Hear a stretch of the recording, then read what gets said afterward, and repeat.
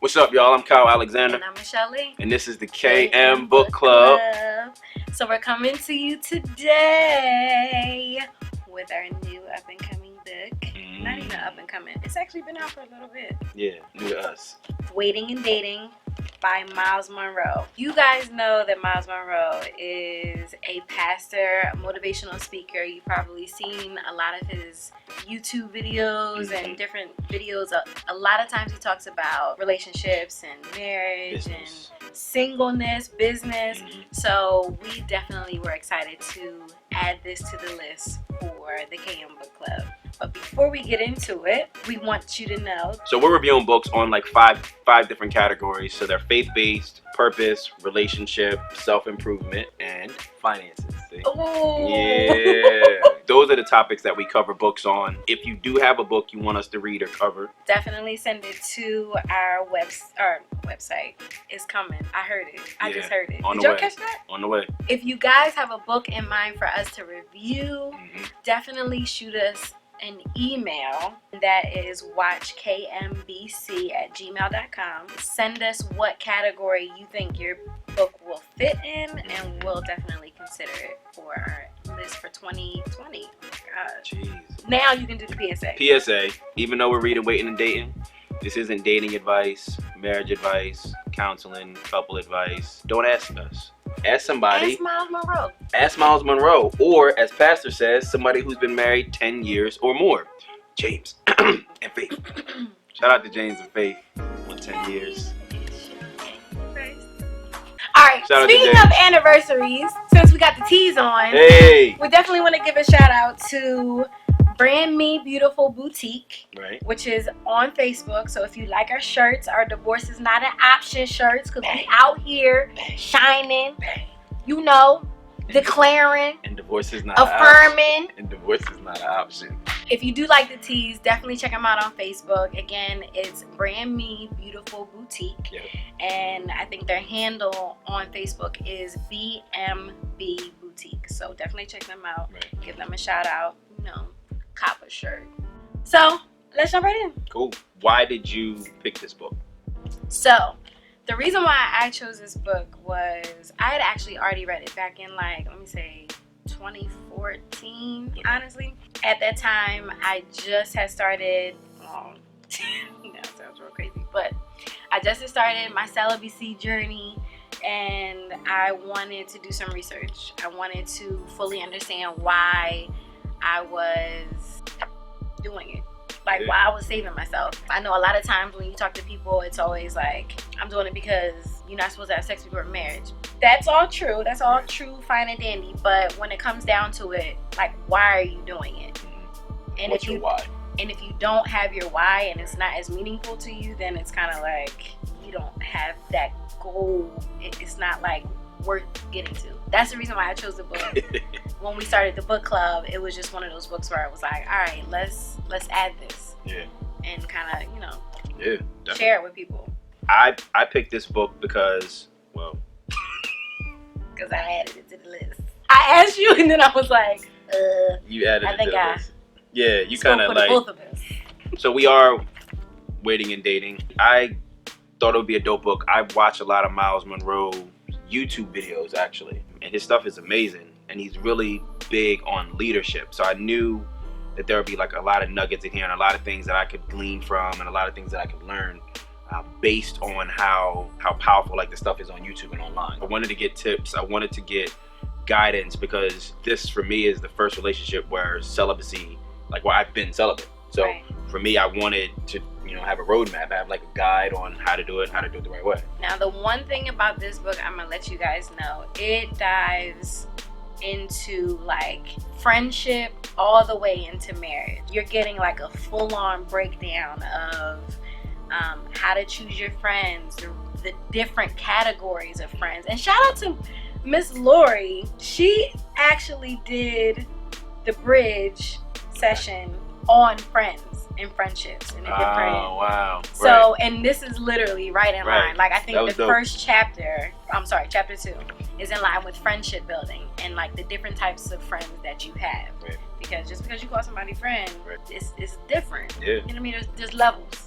So I want y'all to be prepared. This book really, really dives into not just, and I don't want you to get caught up on the title, Waiting and Dating, because I've actually suggested this book to a couple people, and it's always like, that's not my life. They don't want to wait. They just and want to I completely get it. Let them be but great. Don't get caught up on the title, Right? Because it dives into so much more information as far as relationships are concerned, and not just between a man and a woman, but family relationships. I just told you guys, friendships. Right. It'll definitely change your perspective on choosing the right partner, Right. choosing the right friends, and just how to approach those type of situations. So this is a good one. Yeah. So my expectations for the book was that it was going to be a roadmap, because Miles Monroe is really detailed. So he won't say, here's a car, go this way. He'll like put the car together, put the journey together, and then have you go down the road. And that's literally what my expectation was for this book. So my expectation was that he would literally start from like A to B. Like, what is dating? Why does God want you to date? Why does the reality of that is that's literally what he did. He broke down every facet of every relationship, what the Bible says about it, and then why. For me, that was really dope, because with something as serious as dating and then being celibate, like, you don't want to misstep. So I know earlier we were just like, oh, it's not for everybody. But if you really want to get the most out of it, it's like if you're cooking. If you're cooking, you're going to follow all the directions and all the steps. Sure. So if you're putting something together, you're going to follow all the directions and all the steps. So as we're putting this relationship together, you want to make sure you cross all your T's and you dot all your I's to ensure the best possible success. So, what about you? So I told you that I was actually waiting. I wanted to read this book because that was the chapter that I was just starting, Right. and I didn't fully know how to prepare myself. I wanted to prepare myself as much as I could, because again, like in the beginning of my celibacy journey, it was kind of like time had just lapsed, and I was like, oh wow, it's been a couple months. But then it was like, I actually want something different. Right. I want my next relationship to be something different. I want to prepare myself to be someone's wife. Sure. I want to prepare myself to be a better woman. And honestly, around that time, my relationship with Christ wasn't where it used to be, and I could feel it, and I knew the void was there, and I wanted to fill the void, and I felt like, okay, I need to figure out how to get back to where I was. Sure. And I was like, that's a surefire way. Eliminating sex is a surefire way, especially since I was raised in the church, so I knew right from wrong, and it was like, I know I'm not supposed to be doing this, but I like doing it. So then it was like, all right, you know what? I've already gone this far, so let's just do it right. In finding this book, I was expecting to learn the reasons why I'm waiting and how to choose. And honestly, like when I first saw the title, I did exactly what everybody else would do. I was like, oh, Waiting Dating is about celibacy, period. But this book jumps so much further into, again, like how to choose friends, why you're doing it. I think that's such a big thing. Like if there's anybody that's watching this and you are like trying to explain to someone the reason behind being celibate or staying a virgin or practicing no sex, whether it be a parent to a child or a church member or a pastor or whoever, like explain why. Like don't just say the Bible said, right. Give the reasons. And then that's it. Like, that doesn't help. It doesn't help anyone. Explain it. Because I'm telling you, the clap back is going to be like, well, did you wait? And then you're going to be sitting here all choked up. Sorry. So those were your expectations versus reality. I'm sorry. I veered. Back to life. I veered. Back so to... I'm going back. I'm really Thank good. you. I'm really good. Thank you. I appreciate you. Reality was, it was exactly what I needed it to be. It explained in detail everything I needed. Sorry. Highlights and lowlights, right? There were a lot of highlights. I'm going to give you a few because I don't want to give it all away. One thing I liked about the book was there weren't a lot of chapters. There's 6 chapters, y'all. Straight and to the point. It's on topic. At the end of each chapter, they have discussions, or they call them principles, and it's literally just the highlights of the chapter, in case you want to do, you know, a little speed review. Then all the way at the end, it gives you reflections, and it's honestly just for you to take notes on each chapter, which I thought was pretty good. But it was a smooth read, and there was no fluff to it. So I was good with it. Lowlights, when we were reading it the second time, we had a little dry season around the middle where it was like, oh man. And I can't even lie, like, because again, I told you I read it the first time and it was like, oh, this book is so good. Like, this was the type of book that I was like walking around like bringing it up as a topic of discussion. Intentionally. So, yeah, like it was just, read any good books lately? yeah, literally, that was me. My highlights and lowlights. Highlights. My highlight was the chapter 5, where he talked. Chapter 4 and 5, discerning the right life partner, talking about engagement and marriage. Those were huge because that was our trajectory for where we were going in dating. Those were our goals. We got together and were brought together to do this intentionally and to do it right. The fact that he addressed it so specifically were highlights for me. I thought that was amazing how he broke it down. Just some of the things he said, like he broke a lot of myths that you had in your head. You know what I mean? And I think that was really dope as far as the highlights are concerned. He didn't leave anything out. Yeah, I don't really have any lowlights. Like everything that I expected from the book, he delivered on. Okay. So as far as like my highlights were concerned, he kind of checked all the boxes. When he talks about myths of mate finding in chapter 3, like when we got the book, I was kind of like, I like skipped him, like, and one of the myths is that God chooses the person he wants me to marry. So sometimes we think in our head like, oh, God picked Billy over here, and God picked Susie, or God. But what it does is God leads you and ultimately lets you make the decision. Like how we always say, God called, God ordained, but you still have a choice. So I think that was really dope that in reading the book, you kind of found that out. Right. Because like in my head, you were thinking like, oh man, God put you with this person, or God chooses, but then that takes the free will out of it. And that's not love. Anytime you force someone to do something, it's not love. Right. But God gives you all the information. God gives you discernment. God gives you his Holy Spirit. And then at the end of the day, you make the choice. So for me, it's like that was amazing to me to see that in the book and to read that and then kind of get the knowledge from that. Oh my God. So are we where I think we are? We are. Great. It's time to read. You ready? Mm-hmm. Okay. Don't look. You ready? Mm-hmm. Oh my goodness. Did y'all see that? James, when we edit this, I want you to do a slow-mo replay. So everybody can see. So you looked at my board. Everybody needs to see. 99.9% of the season. Just count. I glance at yours. Glance. I looked. The replay is gonna tell it all. Anyway. Oh my goodness! Did y'all see that? So 1, 2, 3. Oh, what in the world happened up here? I had a type. No. What in the world happened here? Oh! Well, I picked 5, which is change your life, not lucked up, because it changed my life, and I wasn't lucky. I was intentional. James, you can also do a slow-mo replay Change as well. your life. Oh! What's the lucked up one? Just shut up. No. Shut up. Just shut up. I picked change your life because the book gave me life. Not luck. It covered everything. It gave me life, not luck. I thought it was really dope.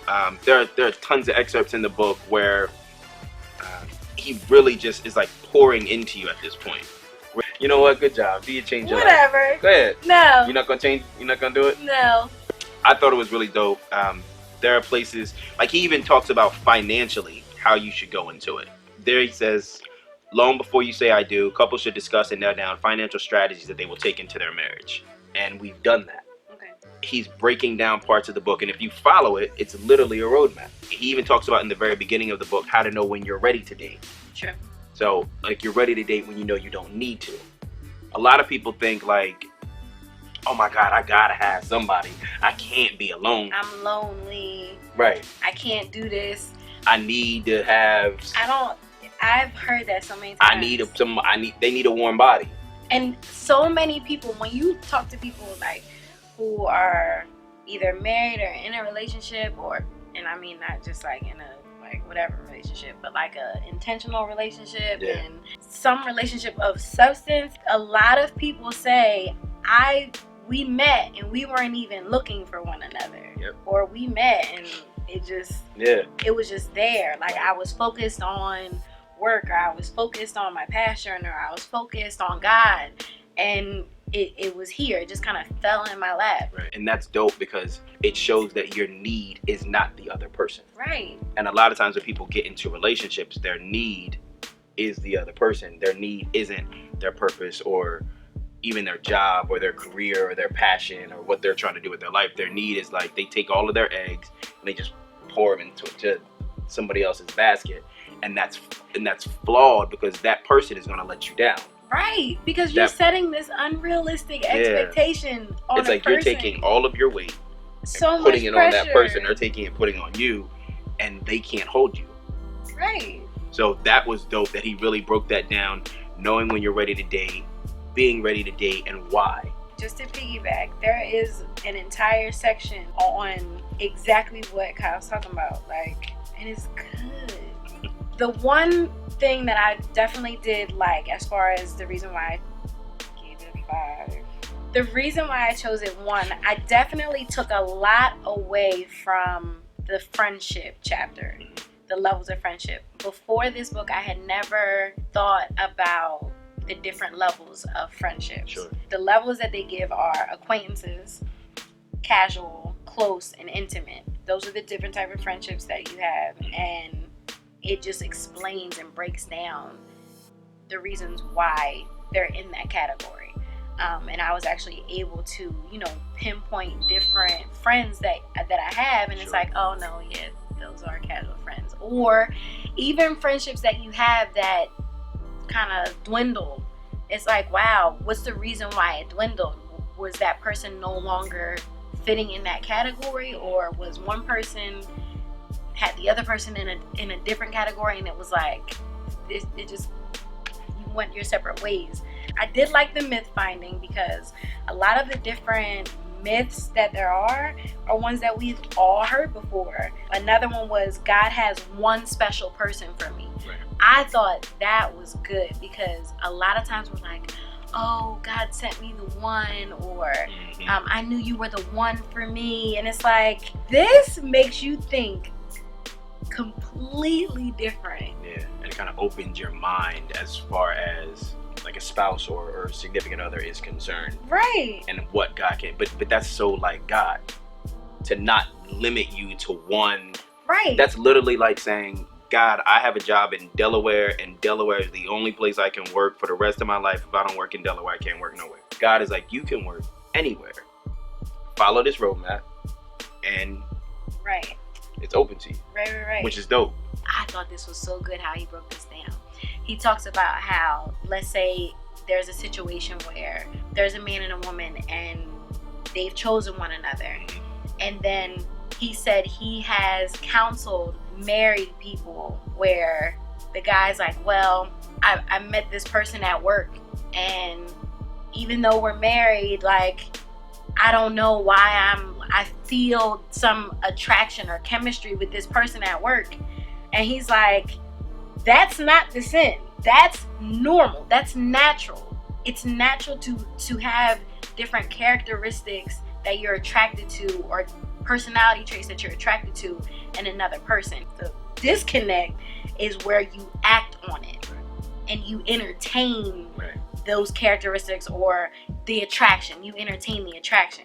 He's like, but it's not out of uncommon or out of the norm to have some type of chemistry with someone else, because there are multitudes of people who carry the same different traits. Right. So And then it shows you how specific God is as well, because two people can connect and say, oh, we connect musically, or we connect because we both like the gym. right, But we don't connect spiritually. We don't connect financially.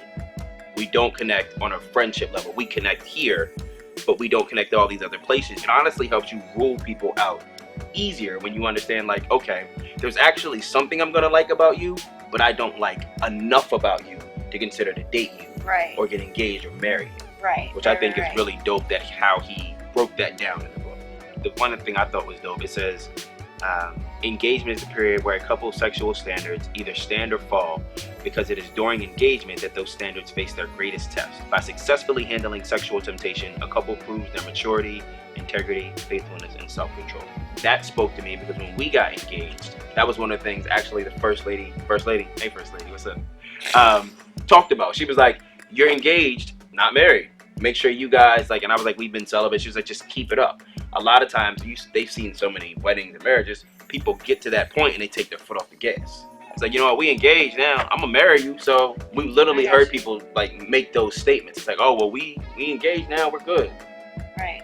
And it's like, what do you lose in that process? Because you're close, but you're not there. Pick up the book, pretty much. It's a good If book. you're waiting and dating, Single. if you're not waiting, if you're single, engaged, It's a pick really it up. good book, y'all. It's a dope book. Great conversation starter.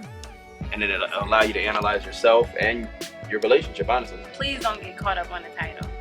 And let me just put this out there, because I do not want anyone to think like, well, if you didn't do it this way, then it's not gonna work, because there are so many countless stories of people making it and having successful marriages, however they started. I know people who are currently like met not saved, Yeah. and did whatever, Yeah. and like worked their way to salvation Literally, together. my parents weren't saved when they got married. Yeah, and so I've been married 43 years this year. everybody's story is different. What I'm saying is that there is a different option. Right. There is another option, an actual one that works. It's not a fairy tale. I feel like in this day and age, some people make it seem like it's not possible, it's impossible. It is possible. This is how you do it. Okay, we gotta choose the next book, because we gotta go. Next book that we're doing is God's Creative Power for Healing. Yeah, And this this is a is really by good one. Charles Capps. This is a powerful book, especially the timing of it. Yeah, and we'll actually We'll dive get into that, way Yeah. into this. So because it's a great story. yeah, so keep watching, you guys. Yep. Stay tuned for the last episode of this season. Season 1 is over, y'all. What? Yeah. Did y'all know we turned 1?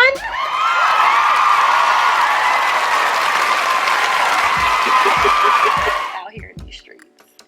Exactly. And look, you got your hip hop card right at the end of the season. Let's hope I keep it for the last episode. We will catch y'all later. Again, stay tuned. Yep. Keep watch. Like, comment, share, Hit the subscribe right here. notification button. Yep. All that good and happy stuff. And tune in for everything we got. We have a lot of dope stuff coming for the end of the season and for next season. So So we'll talk to you soon. I'm Kyle Alexander. And I'm Michelle Lee. Peace, y'all.